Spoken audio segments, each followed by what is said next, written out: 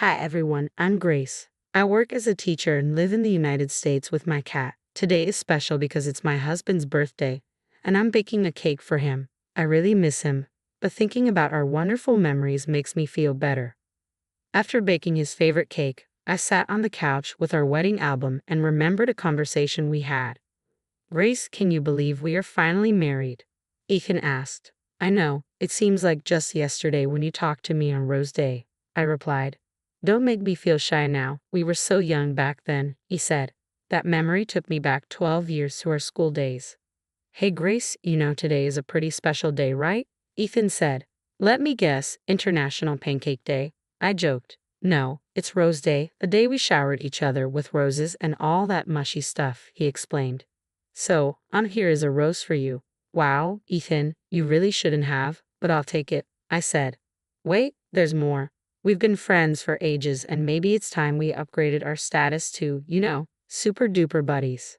Super duper buddies? Is that an official category? I laughed. Well, it should be. But okay, fine, I'll say it straight. Grace, will you be my girlfriend? Ethan asked. I burst into laughter. We had been best friends since childhood, and to be honest, I had a crush on him. Of course, I said yes. Ethan, you were one of a kind. Do you know that? Sure, why not? I'm up for the challenge of being a super duper buddy, he replied. Yes, success. Your charm knows no bounds, I tease. And so, our story began on a day of roses and bold confessions. Little did we know that our super duper buddy status would lead to countless adventures and endless laughter. On our wedding day, I teased Ethan, and he blushed. You were my world, Grace, and now that we are officially a family, nothing can tear us apart, he said. Nothing, I agreed. Not even death. Don't say that, I'm not going anywhere, he assured me, hugging me tightly. Little did we know, life was about to take a harsh turn. We came back from our beautiful honeymoon and started living our normal life. My in-laws, Veronica and Andrew, lived close to us, and we used to meet on weekends. Andrew was quite supportive of Veronica and I weren't that close. Still, she didn't treat me badly, so it was going okay. One Sunday, after having dinner at their house, we started driving back home. Ethan looked tired. Are you okay? You look different, I asked. I am so tired, he replied. What happened? Let me drive, I offered. No, we are almost home, he insisted. Are you sure? I asked. Yes, he said. Suddenly, our car hit the divider, and everything turned upside down. Before I could even understand what was happening, an ambulance came and took us to the hospital. The next day, I woke up in the hospital with my in-laws by my side. What happened yesterday? I asked. Where is Ethan? Are you okay, dear? I asked. Ethan is in another ward. What exactly happened yesterday? He was tired, so I offered to drive, but we were so close to home. Then suddenly, we had an accident. Why did you let him drive? You're the cause of this accident. Because of you, my son is. Veronica began. My son is what? What happened to Ethan? I want to see him, please. Andrew took me to Ethan's room. What I saw inside was shocking. He was lying in bed, unable to move or speak. I went to him and hugged him tightly. Ethan, what happened to you? Ethan tried to speak but couldn't move his lips. Andrew told me he was paralyzed. The accident had been terrible for him. I couldn't accept this fact, that he couldn't move, walk, or talk to me anymore. How is this even possible? The doctor advised keeping him at the hospital for further tests. I went home, unable to process what had happened. Life had been so cruel to Ethan. He had worked hard and achieved so much at a young age, and this accident was a harsh blow. After the accident, my mother-in-law started ignoring my calls and messages just when I needed their support the most. I called Andrew. Hello, Andrew. Hi, dear. How are you holding up? I'm okay. Can we meet? I really need to talk. I understand. It has been tough for you. Veronica and I will come tomorrow. I overheard Veronica saying in the background, I do not want to meet that girl. It's okay if you are busy. You don't have to come. No, we are coming. Okay, thanks. Veronica was being harsh to me because she believed the accident was my fault. I was already burdened with guilt. Maybe if I had stopped Ethan from driving, the accident might have been avoided. The next day, Veronica and Andrew came to see me. Hi, dear. Hello. You look sad. It has been 2 months. I think you should get back to your routine. I cannot. I cannot bear to see Ethan like this. The doctor says there has been no improvement. I cannot live with this reality. I know it is hard for us too. He is our son. I'm sure he would also be sad to see you like this. So take my advice and go back to work." Veronica sat there silently, not saying a word. I tried to talk to her. "What do you think, Veronica?" "No need to ask me. You've already caused enough trouble for my son. Do you even care about my son?" "What are you saying?" "I think you wanted to kill my son and take all his property for yourself." "What?" I was frozen, looking at her in shock, unable to understand how she could even say such a thing. Tears rolled down my cheeks. "That is enough, Veronica. Let us go home." "Oh, I'm sorry, Grace. Take care. Just remember, I will not let you live a good life." Andrew held her hand and led her outside. I cried a lot that day. I did not know how to explain to her how much I love Ethan. I decided to be strong and take Andrew's advice. I went back to work and started facing life again. I visited Ethan every day. He communicated with me through his eyes, and that was enough to get me through the day. One day, when I went to see Ethan, something felt different. His eyes were dry. I shouted and called the doctors. They rushed in and examined him. Ethan was pronounced dead. My heart stopped for a moment. Ethan had left us forever. I could not leave my home for the next few days. I did not want to see anyone. The love of my life was gone, and I was unable to face the world without him. Andrew tried calling me several times, but I did not answer. I just lay in bed all day crying. One day, the doorbell rang. I was too weak to get up and open the door. By the time I reached it, the bell had stopped ringing, and I found a letter outside. It was a legal notice to vacate the house. I could not understand it at first. After reading the letter carefully, I realized it was from Andrew's lawyer. Why was he doing this to me? According to the notice, the house belonged to Andrew, and he wanted me out. I couldn't believe he could do this to me. I was sad and angry, so I decided to confront him. "Hello, Andrew. How are you, my child? Why did you not pick up my calls for so long? Why are you acting this way? You sent me a legal notice, and now you're pretending to care about me." "What notice? I have no idea what you're talking about." "Stop playing games, Andrew. I know Veronica blamed me for the accident. I thought you were supportive, but what you did is unbelievable." "Wait, please explain what happened. Did you not transfer all of Ethan's assets to your name, and now you want to make me homeless too?" "I have no idea what you're talking about. You were like a daughter to me. Let me come and see you, and we can figure this out." "I do not want to see you. I am moving out. I did not marry Ethan for his money. I do not care who gets his property, but this house holds his memories, and sadly, I cannot live here anymore." I hung up the phone and moved to a rented house. Andrew tried to contact me, but I was not interested in them anymore. I had Ethan's beautiful memories with me. I returned to work. One day, while walking down the street, I saw a hungry and injured cat. Ethan loved cats. I brought her home, and since that day, she became my pet, a constant reminder of the love we once shared. One day, while walking down the street, lost in my thoughts, I saw Andrew approaching. It was the first time I had seen him since I moved out. A mix of emotions welled up inside me. "Grace, is that you?" "Yes, it is me." There was an awkward silence as we stood there facing each other on the sidewalk. "How have you been, Grace?" "I've been coping, Andrew. It's not easy." "I can only imagine how difficult it must be for you." I could not help but notice the sadness in Andrew's eyes. It seemed genuine, and for a moment, I wondered if there was a misunderstanding regarding the legal notice. "Andrew, about that legal notice, Grace, I truly do not know about it. I never authorized any such notice." My confusion deepened. If Andrew did not send the notice, then who did?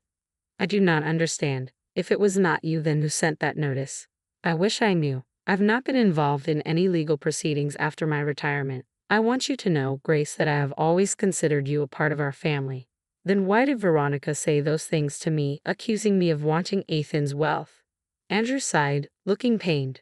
"Veronica has been struggling to cope with Ethan's condition and the loss of her son. She may have said things in anger and grief." I could not hold back my tears. The weight of the past few months had been unbearable, and now, facing Andrew, I felt a mix of relief and sorrow. "I loved Ethan with all my heart, Andrew. I still do." "I know you did, Grace, and I believe you. I will look into this legal notice matter and try to get it sorted out." "Thank you, Andrew. That means a lot to me." As we parted ways, I could not help but wonder about the truth behind the legal notice. It seemed there were more mysteries to unravel in this painful chapter of my life. Andrew's statement seemed like it held some truth. He had been focusing on his farming business ever since his retirement, and Veronica had taken charge of handling all the financial matters. Could it possibly be her? The suspicions started to emerge in my mind, but I was cautious. After all, Veronica was Ethan's mother, and I did not want to accuse her unfairly. So I made up my mind to dig deeper into the matter to ensure I had all the facts. As time went by, I became more and more worried about the legal notice. It felt like a puzzle with missing pieces, and it bothered me a lot. I knew I had to investigate further to find out what really happened, so I asked a police friend who was good at solving mysteries and was ready to help me. Together, we looked into where the legal notice came from. We tried to reach the lawyer as well, but he was out of the country. We carefully followed all the clues, both on paper and online, hoping to find something that would tell us who sent it. It took a lot of time, but I was determined to discover the truth.